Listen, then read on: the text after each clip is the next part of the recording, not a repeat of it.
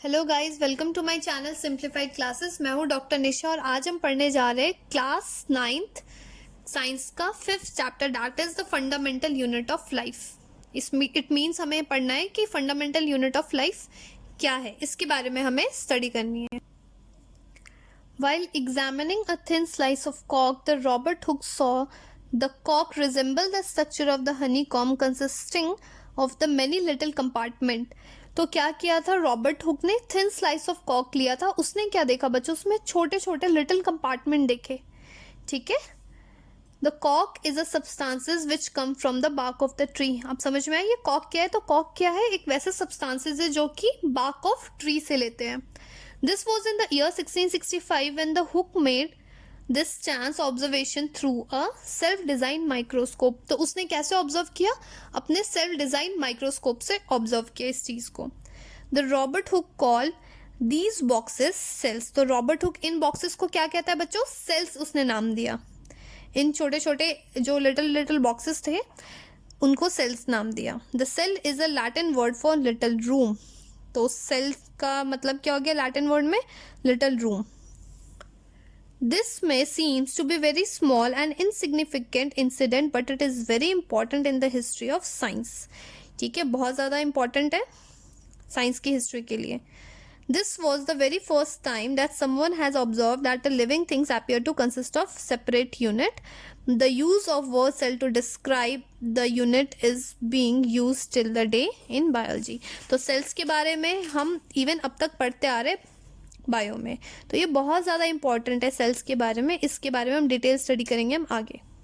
यहाँ पे आपको दे रखा है 5.1 what are the living organism made up of. Living organism किस चीज़ से बने हुई है?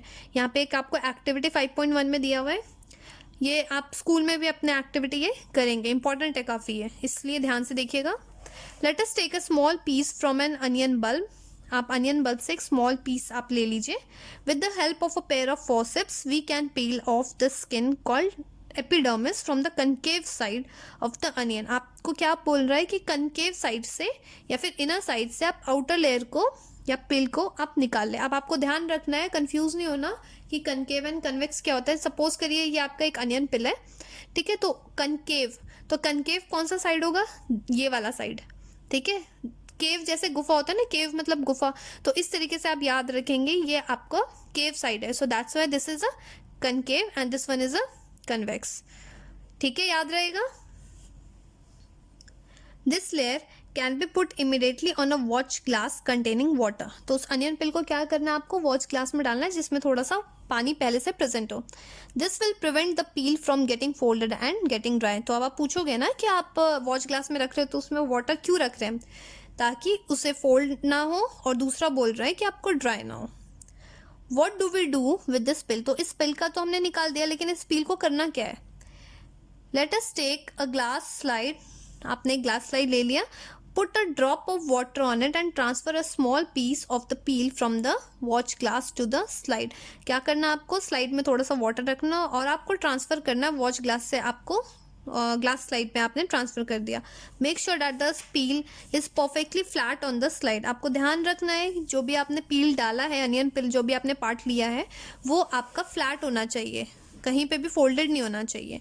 अ thin camel hair paint brush might be necessary to help to transfer the peel. तो आपको कौन हेल्प कर रहा है आपको ट्रांसफर करने के लिए? या तो आप हल्का सा पेंट ब्रश ले सकते हो ट्रांसफर के लिए। Now we put a drop of saffron solution on the piece followed by a cover slip। तो जब भी आप कवर स्लिप डालने से पहले आप क्या करोगे? उसमें हल्का सा saffron solution डालोगे।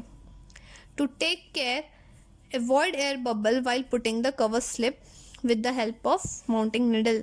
तो जब भी आप कवर स्लिप डालोगे तो ध्यान रखना है कि आपका एयर बबल नहीं जाना चाहिए, बिकॉज जब आप माइक्रोस्कोप के अंदर देखोगे तो आपको एयर बबल ही दिखेगा, सेल्स आपको क्लियर नहीं दिखेंगे। अगर आपको हेल्प चाहिए तो आप टीचर से ले सकते हो। ठीक है, we have prepare a temporary mount of onion peel. ये जो हमने तैयार किया है बच्चों, क्या है ये? टेम्पररी माउंट ऑफ अनियन पिल है। तो इस चीज़ को आप किसके अंडर ऑब्जर्व कर सकते हो? कंपाउंड माइक्रोस्कोप के अंडर। कभी कभी स्कूल में आपको कंपाउंड माइक्रोस्कोप का आपको बनाने के लिए आ जाता है डायग्राम, तो ध्यान रख लेना है कि कंपाउंड माइक्रोस्कोप का ये आईपीस हो गया। ठीक है, ये माइक्रोस्कोप स्लाइड जो आप डालोगे यहाँ पे, ये आपका बॉडी ट्यूब है, ये आर्म हो गया, ऑब्जेक्टिव लेंस है। तो कुछ कुछ चीज़ें ध्यान रखना है, ठीक है। मे बी आपको एग्जाम में दे भी सकते बनाने के लिए डायग्राम, या नहीं भी। अब आपको बोल रहा है कि जब आपने माइक्रोस्कोप के अंदर देखा है तो आपको क्या ऑब्जर्व हो रहा है। जब भी आपने स्लाइड को डाल दिया तो ये देखिए, सेल्स ऑफ एन अनियन पिल, आपको इस तरीके से कुछ दिखेगा। तो ये आपका न्यूक्लियस, सेंट्रली लोकेटेड न्यूक्लियस है, एंड यहाँ पे आपका सेल्स है। एंड न्यूक्लियस के आपको सराउंडिंग क्या होता है, जेली लाइक स्ट्रक्चर प्रेजेंट होता है, जिसको कहते हैं हम यहाँ पे साइटोप्लाज्म, ठीक है। चलते हैं हम आगे। We can try preparing a temporary mounts of a peels of onion of a different size। बोल रहा है कि हम temporary mount हम different size के onions को लेके भी हम बना सकते हैं। What do we observe? तो आप क्या observe करोगे? Do we see a similar structure or a different structure? जब आप different size के onion लोगे और उसके peel को आप observe करोगे तो आप क्या उसमें देखोगे? क्या आपको similar structures दिखेंगे या different structures दिखेंगे? What are these structures? क्या स्ट्रक्चर्स होंगे? The structures look similar to each other. जो स्ट्रक्चर्स होंगे बच्चों वो सिमिलर होंगे। Together they form a big structure like an onion bulb. तो या तो आप छोटे अनियन बल्ब लो या बड़े अनियन बल्ब लो। तो जब भी आप उसमें से अनियन पिल को आप रिमूव करके आप ग्लास लाइट में आप रख के कंपाउंड माइक्रोस्कोप के अंदर आप देखोगे तो आपको सेम स्ट्रक्चर्स दिखेंगे। We find from the activity that onion bulb of a different size have the similar small structure visible under a microscope। ठीक है, आ गई बात समझ में। The cells of the onion pill will all look the same regardless of the size of the onion they came from। तो वो depend नहीं करता है कि आपने कौन से साइज के अनियन पिल लिया है। आपको जो भी स्ट्रक्चर से जो भी आपको साइज है वो हर अनियन पिल के सेल्स में सेम दिखेगा आपको। The small structures that we are the basic building unit of the onion bulb. तो ये आपका क्या हो गया, ये बेसिक बिल्डिंग है अनियन बल्ब का, जो आपने सेल्स देखे हैं। The structures are called cells. तो वो basic building of onion bulb क्या हो गया बच्चों, सेल्स हो गए। Not only the onion but all the organism that we observe around are made up of cells. Even जो भी ऑर्गेनिज्म है, ज़रूरी नहीं है सिर्फ हम अनियन की बात करें, जो भी आपके लिविंग ऑर्गेनिज्म है वो किस चीज़ से बने बच्चों, सेल्स से बने होते हैं। However they are also a single cell that live on their own. तो कुछ क्या होते हैं, सिंगल सेल भी होते हैं। इट्स नॉट नेसेसरी कि मल्टी सेलर ही होंगे, बहुत सारे ऑर्गेनिज्म सिंगल सेल भी है। अब ये बहुत इंपॉर्टेंट है, ये मैं आपको यहाँ पे हाईलाइटेड आपको दिख रहा है कि मैंने मैक्सिमम हाईलाइट कर रखा है, इस चीज़ को आपको ध्यान देना है। Cells were first discovered by the Robert Hooke in 1665। तो सेल्स को किसने डिस्कवर किया था सबसे पहले, रॉबर्ट हुक ने। कब, 1665 में। He observe the cell in a कॉक slice with the help of a primitive microscope. तो उसने कैसे देखा था, प्रिमिटिव माइक्रोस्कोप से। ध्यान रखना है, जो रॉबर्ट हुक ने देखा था ये डेड सेल था, ये आपका लिविंग सेल नहीं था। तो पहला क्वेश्चन आपको यहाँ से आपको इंपॉर्टेंट आएगा। नेक्स्ट बोल रहा है आपका ल्यूवेन हुक, जो कि 1674 with the improve microscope discover the free living cells in the pond water for the first time. Leeuwen hook ने क्या किया था बच्चों, लिविंग सेल को डिस्कवर किया था, जो कि पॉन्ड वाटर से उसने देखा था 1674 में।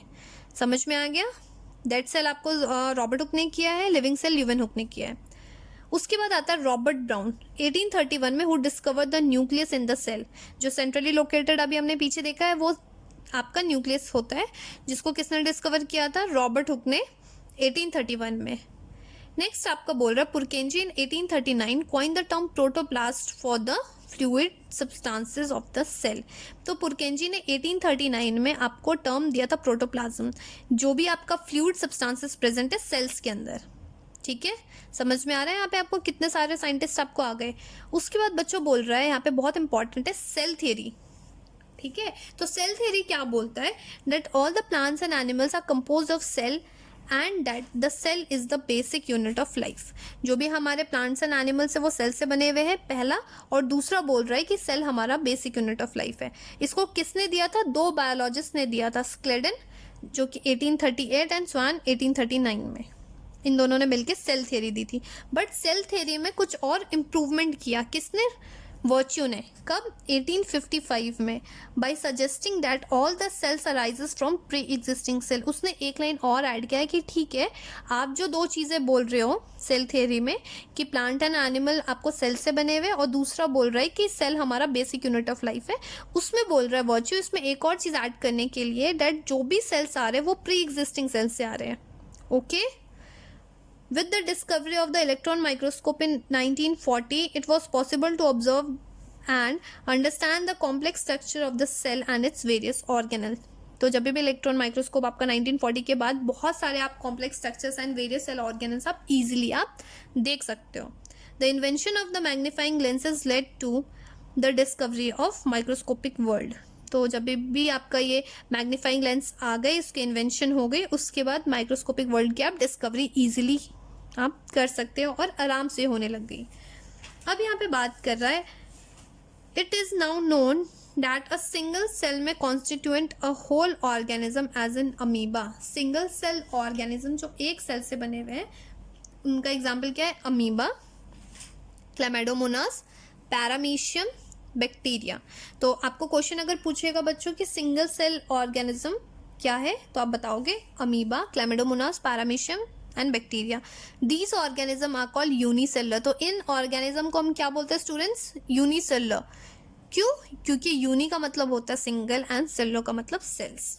On the other hand, many cells group together in a single body and assumes a different function as in to perform the various body part in the multicellular organism. multi means many.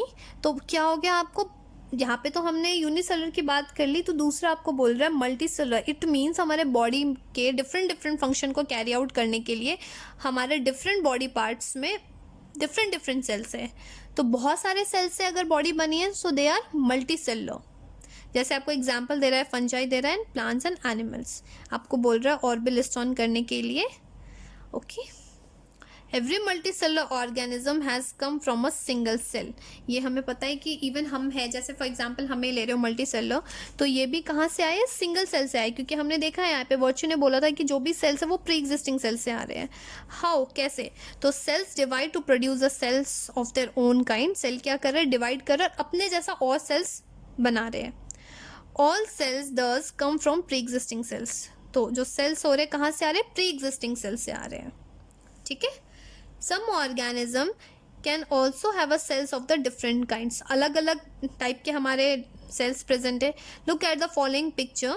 ये देखिए human body का, ये smooth muscle cell, blood cell, nerve cell, ovum, bone cell, sperm and fat cells. तो आपको figure 5.3 में क्या दिखा रहा है? Various cells from the human body.